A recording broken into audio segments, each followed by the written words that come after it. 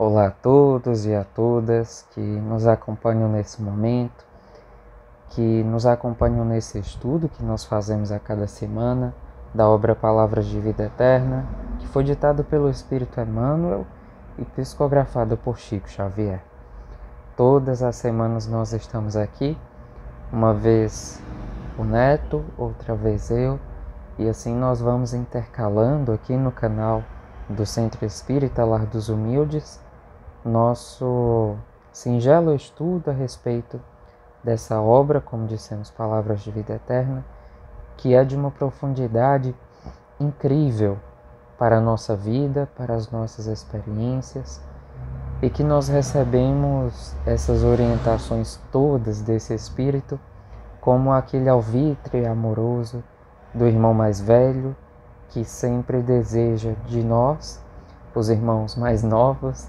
Dizemos isso fazendo como que um exemplo com a evolução espiritual. Emmanuel é o nosso irmão, que já é mais evoluído que nós, e vem nos ensinar, e vem nos segurar a mão, e vem nos consolar e nos esclarecer, como tantos outros espíritos que também nos auxiliam em nosso caminho, com muito amor e com muito desvelo. Então é para nós um motivo de satisfação muito grande a cada vez que nos encontramos aqui semanalmente, a cada vez que nos colocamos frente a frente com essas lições preciosas dos espíritos superiores, dos nossos irmãos mais velhos, que trabalham por Jesus e para Jesus, a fim de que possamos todos juntos e unidos evoluir, aprender mais da vida e da vida em abundância,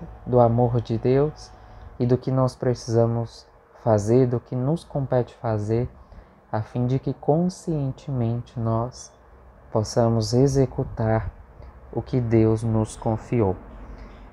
Então vamos lá. Em sequência aí aos nossos estudos, nós tivemos o 164 com o nosso amigo Neto, então hoje teremos o capítulo 165, intitulado Nos Domínios da Ação. O Espírito Emmanuel traz o apóstolo Paulo na sua carta a Filemon, capítulo 1, versículo 14, em que diz assim: Mas nada quis fazer sem o teu parecer, para que o teu trabalho não fosse por obrigação, e sim de livre vontade. Então Emmanuel começa dizendo: Orgulha-se o homem de teres e haveres e costuma declarar, às vezes com excedentes razões, que os ajuntou à custa de esforço enorme. Entretanto, o Senhor é quem lhe emprestou os meios para adquiri-los, esperando que ele os administre sensatamente. Envaidece-se de cultura intelectual e frequentemente assevera, em algumas circunstâncias com seguras justificativas, que deve os tesouros do pensamento aos sacrifícios que despendeu para estudar. Todavia, o Senhor é quem lhe confiou os valores da inteligência para que ele os abrilhante na construção da felicidade comum a todos. Ensoberbece-se do poder de que dispõe, afirmando em determinados casos, não sem motivo, que efetuou semelhante aquisição a preço de trabalho e sofrimento.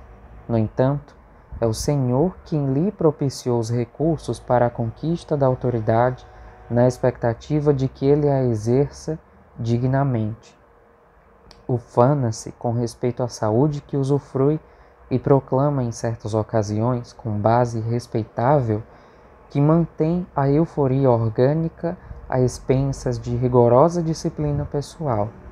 Contudo, o Senhor é quem lhe faculta os elementos essenciais de sustentação do próprio equilíbrio, a fim de que ele empregue o corpo no levantamento do bem geral. Rejubila-te, pois, com as possibilidades de auxiliar, instruir, determinar e agir Mas, consoante os ensinamentos do apóstolo, não ouvides que a bondade do Senhor vige nos alicerces de tudo o que tens e retens, a fim de que te consagres ao serviço dos semelhantes na edificação do mundo maior, não como quem assim procede através de constrangimento, mas de livre vontade. Emmanuel, como em todas as suas palavras, como em todos os seus textos, é sempre assertivo e nos alcança de uma maneira muito profunda, porque conversa exatamente com as nossas experiências, porque conversa diretamente com os nossos anseios, com o que nós vivenciamos no nosso cotidiano, e sempre ele nos alimenta e fortalece a nossa esperança, dando-nos o ensejo para que possamos prosseguir firmes, cientes cada vez mais desse compromisso, do dever que nos compete. Então, quando nós estávamos fazendo o estudo desse capítulo, veio um item à mente de uma maneira muito clara, não é? É um item do Evangelho segundo o Espiritismo, que está lá no capítulo 7, Bem-aventurados os pobres de espírito, e número 13, que é exatamente missão do homem inteligente na Terra. Porque o apóstolo Paulo está falando ali que nada quis fazer sem o consentimento ali de Filemon, né? Porque não queria que ele fizesse algo por obrigação, mas que fosse por vontade própria. Quando se fala em vontade própria, estamos falando diretamente de livre-arbítrio, estamos falando diretamente da possibilidade da escolha. E é melhor que seja uma escolha consciente, porque toda ação gera uma reação. E também um outro aspecto que nós precisamos observar é que quando nós agimos por livre-arbítrio, nós estamos cumprindo um dever, porque é algo feito espontaneamente. Então, vai ser movido com base nos nossos valores internos, com base nas nossas virtudes, no que nós acreditamos poder e dever ser feito, e também do que nós acreditamos que pode, mas não deve, e o que não pode e nem deve ser feito. Portanto, estamos falando diretamente também dos méritos pessoais, porque algo que se faz por obrigação é tal qual uma programação, uma linguagem de programa, um código, podemos dizer assim, de computador, que obedece a comandos que o programador vai colocar. Então, cada linha no código tem uma função própria, né? E a execução dessa função vai ser exatamente o que o programador quis que fizesse. Portanto, é uma obrigação, é algo que já está escrito, é algo que deve obrigatoriamente acontecer, que não pode fugir daquilo. Então não tem livre-arbítrio, né? Se nós fôssemos agir tão somente por obrigação, nós estaríamos seguindo muitas vezes impensadamente ao que alguém nos disse. Então nós vamos tão somente fazer aquilo acontecer, e muitas vezes sem refletir, sem pensar sobre o alcance que aquilo tem para nós, para as outras pessoas, os valores que aquilo tem, a filosofia interna que aquela determinada ordem ou aquele cumprimento tem para nós. Vamos apenas obedecer inconscientemente, não é? Mas quando nós fazemos como sendo o dever e não uma obrigação, essa é que está a diferença, porque na obrigação alguém precisa nos mandar fazer, ou nós fazemos porque sabemos que alguém vai nos mandar fazer. Mas o dever é diferente. Nós fazemos porque já temos a consciência de que somos senhores ou senhoras de nós próprios, já temos a consciência mais elevada, mais conectada com a sintonia divina, e nós, por efeito dessa consciência mais elevada, por efeito dessa maturidade espiritual, já conseguimos discernir melhor, de uma maneira mais clara, mais ampla, sobre os valores da vida física, mas sobretudo da vida espiritual que se reflete na vida física. Então nos tornamos senhores de nós mesmos. Não é preciso mais um programador para escrever os códigos dizendo o que precisa fazer. Não é preciso alguém sempre no nosso pé nos falando isso ou aquilo, mas nós, pela nossa própria consciência já sintonizada com o bem, vamos fazer o dever que nos compete, o bem que nos compete. Vamos fazer o que precisa ser feito e como deve ser feito. Então, quando nós estávamos fazendo esse estudo, veio à mente, como dissemos, o capítulo 7 do Evangelho segundo o Espiritismo, Bem-aventurados os pobres de espírito, o item 13, em que o espírito Ferdinando, em Bordeaux, no ano de 1862, vai iniciar esse item da missão do homem inteligente na Terra, dizendo assim: não vos orgulheis por aquilo que sabeis, porque esse saber tem limites bem estreitos no mundo que habitais. Mesmo supondo que sejais uma das sumidades desse globo, não tendes nenhuma razão para disso se envaidecer.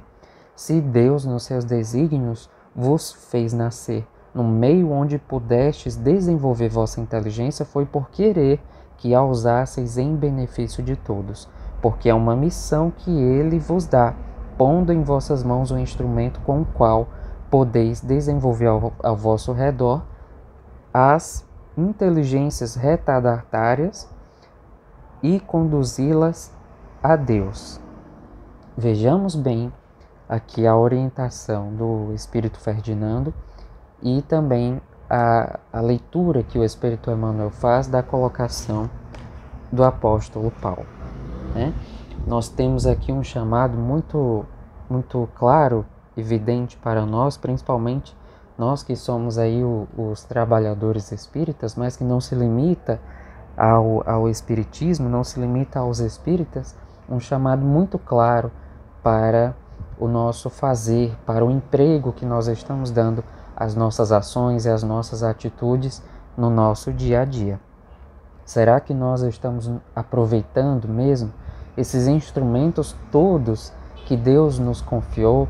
Será que nós estamos fazendo um bom uso ou nós estamos nos desviando das oportunidades que nos aparecem? E às vezes até colocamos os desculpismos para não fazermos aquilo que precisa, para nós não nos compromissarmos com uma determinada responsabilidade, mas que em verdade é o momento certo que surge para que o instrumento que Deus nos confiou possa ser colocado à prova, né? Possa ser colocado em exercício.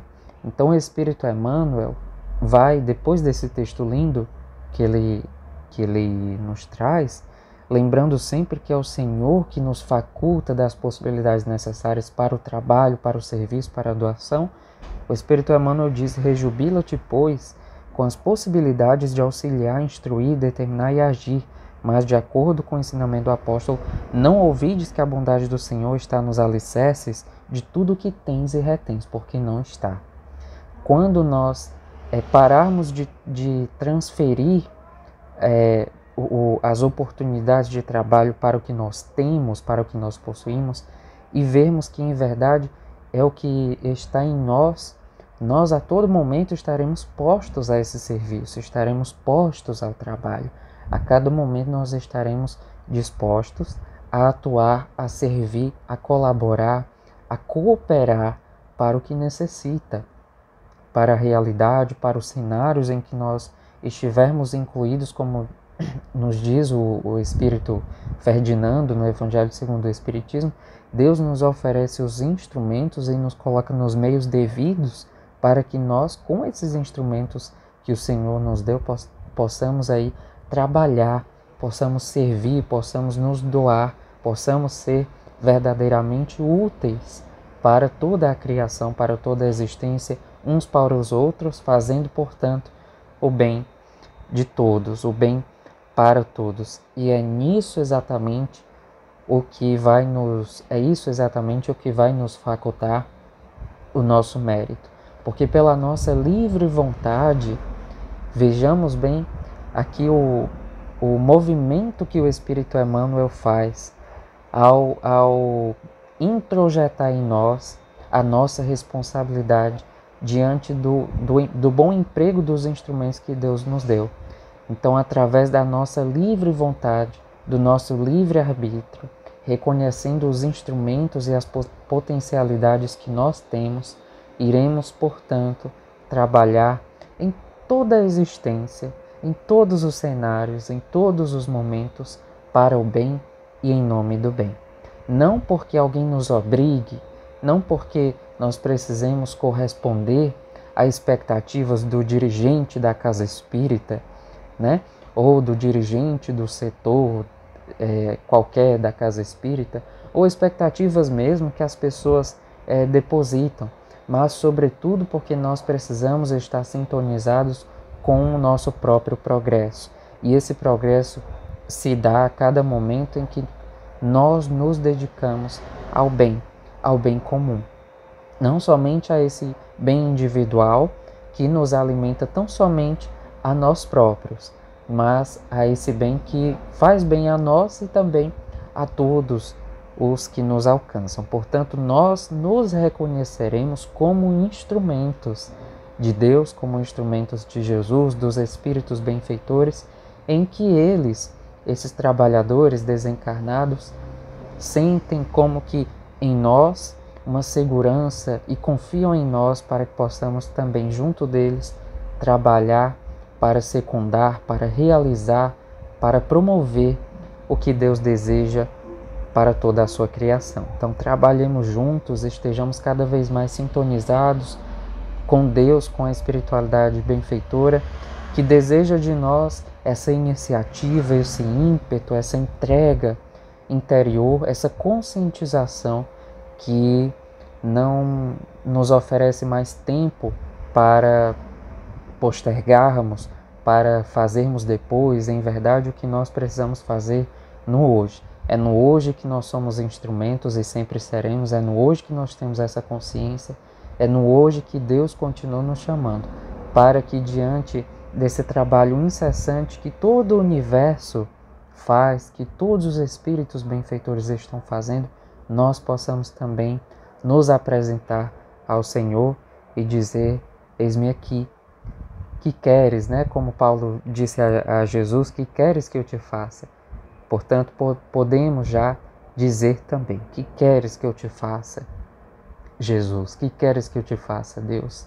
Né? Eis-me aqui, usa-me, né? Como diz a música da cantora Aline Barros, né? Usa-me. Então é dizermos realmente isso, para que então, pelo nosso livre-arbítrio, trabalhemos para o bem, para o nosso bem e para o bem de todos. Então, queridos amigos e amigas, possamos cada vez mais nos compenetrar dessa realidade e lembremos, Deus conta com todos nós e já nos deu tudo o que nós precisamos. Conscientizemo-nos, portanto, e entreguemo-nos cada vez mais a essa seara que conta com todos nós. Um abraço a todos e a todas, muito obrigado pela oportunidade e até o próximo estudo.